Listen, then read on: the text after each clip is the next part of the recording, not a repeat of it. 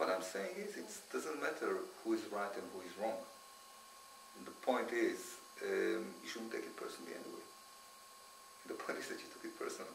That's the whole issue.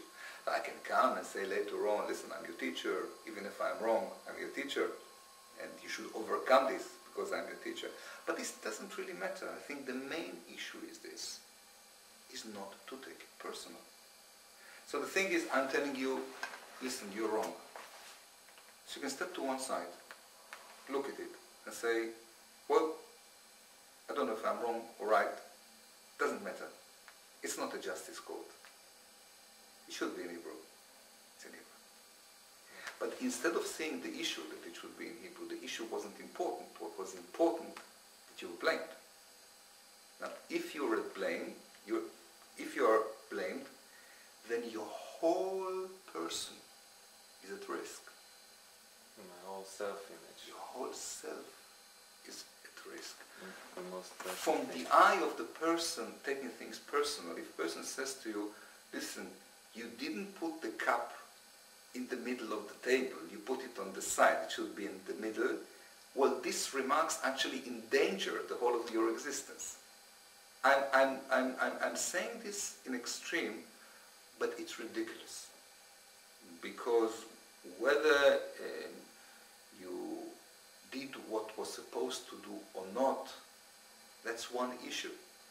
But it shouldn't be taken to a point where a whole conversation is blocked just because a person thinks something is not fair. Even if it's not fair, so what? Your whole destiny does not depend upon the fact if you understood right or not. And so it's your whole self-image should not be so much... I can give another example. If a person is going with a car on the street and he has a freeway and he moves with a car and another person who should stop because he has a stop sign goes, and there's almost a collision. Now if he takes it personal, the fact that he was right and the other person was wrong, he can go out the car cursing and make a big thing out of it. Or he can say, yes, I was right, he was wrong. That's the issue. I'm not taking it personal. He's probably doing it to everyone. Now he's doing it to me. Let's continue. The moment we take something personal, we actually encourage a cancerous growth within the flow of things. The moment we close and we see that this little thing actually endangers all our existence and we put all our existence against that thing, we make a muscle. And this muscle is this, the emotions got locked. Yes. This whole system getting to a... And once it's get locked, it's very, very difficult to open it.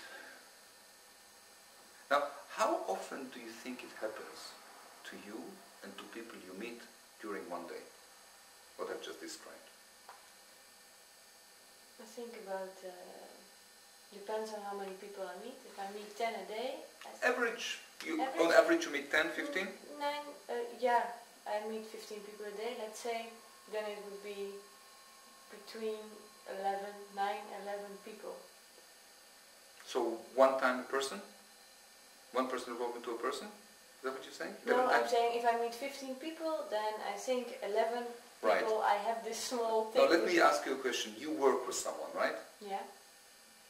How many times a day that thing happens to you with him? With him? With him. On average. I think one time a day it doesn't happen. Can you answer me in a positive way, not a negative? How many times it happens? 8, 9 times. Now, if this happens 8, 9 times a day with a person you work with, it could be your secretary, it could be a person sitting in the room, that means that the life of both of you is a hell. No less than that. To hell is actually, I said cancerous. I said pollution. And I think that nothing should be taken personally. Because nothing is personal. We are not the center of existence. We are not in a justice court. Things we do or say, each time we feel we are okay, we are not okay. we are going to be condemned. We live each moment as though we are tested. Our emotions are totally insecure. All this is happening because of emotional insecurity. Now, if the emotions will be secure, the person say, okay, so he blamed me. Okay, so he passed and he had a stop sign. So he wasn't fair to me. Okay, so he was shouting at me and he should speak quietly. Okay, so what? I have my life. I have my thing. It doesn't mean anything. It doesn't mean that I'm garbage just because he spoke to me this way. It doesn't mean that I need to get to war. Fine. Take it in proportion.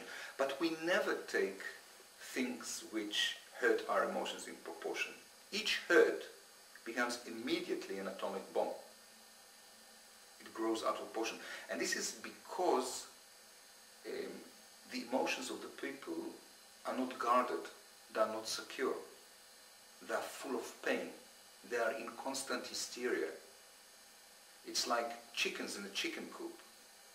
Each time someone goes into the chicken coop, the whole chickens go wow, wow, wow. That's our emotions. Our emotions all the time with the smallest things go into panic. And then it takes a long time for them to relax. Now we live in a world where there is very little respect. People don't respect each other. There's a lot of power struggle. People try to get more territory. So if a person is ruthless and wild in his approach to other people, then he is causing many people to be personal with him during the day. But if he finds someone more ruthless than him, then he gets personal. So the finer is the person, the more special is the person, the easier he takes things personally. Because special people have got vulnerable emotions. They've got unprotected emotions. Because they are listening to their inside, they are opening to their inside, and they are opening to the inside is opening to the world and it's unexposed. Special people go with open emotions and all the time is in a mess. Now, the best way... Can you check it, I think?